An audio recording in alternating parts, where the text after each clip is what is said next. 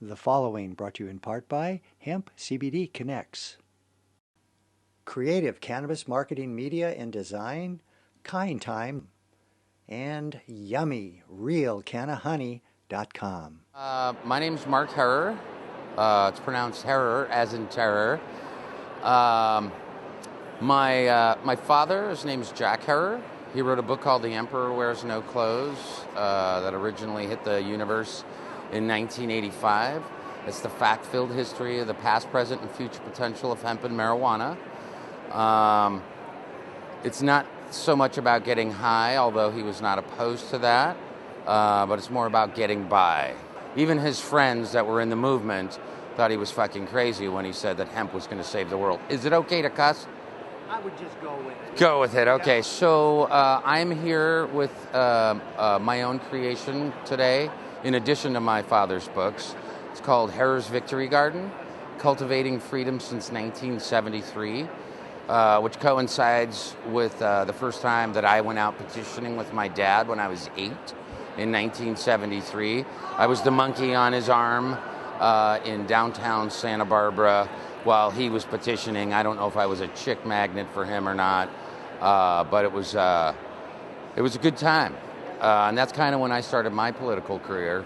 I've collected tens of thousands of signatures in my life, starting in the Los Angeles area where I grew up. I first came up here in the summer of '85 with my dad to work on the Oregon Marijuana Initiative. He would knock on our door every morning to wake us up to go petitioning, and he would always yell at us and say, "You're going to look back on this as the best summer of your life." And you know, I think it probably was. It's when I fell in love with Portland and Oregon specifically. You know, growing up in the concrete jungle, moving actually to the jungle where there's trees in between everything instead of concrete in between everything. It's an easy love affair to understand. So I'm here today carrying on Dad's legacy, selling his book and keeping the love alive, as it were.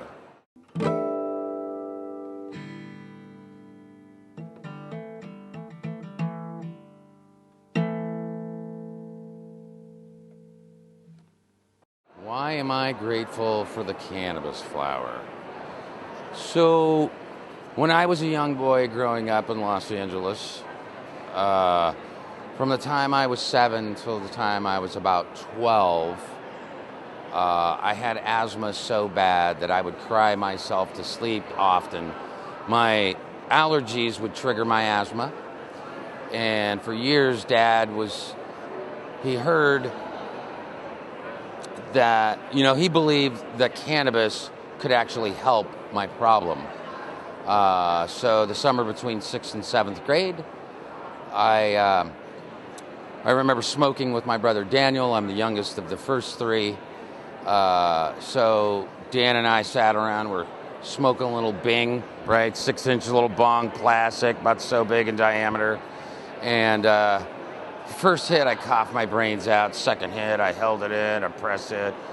And the third hit, I coughed my ass off. So after that, I remember falling asleep, standing on my head, on my bed, in the corner, laughing my ass off. Well, up until that point, like I said, I had a horrible problem with allergies and asthma. And since that day, I haven't had an asthma attack that I would actually consider an asthma attack. We all have good days and bad days. So cannabis pretty much saved me. Starting at that point in my life, it definitely saved me and opened my eyes and ears up to the possibilities and the potential. And then when Dad started getting into the movement, it was easy to follow along.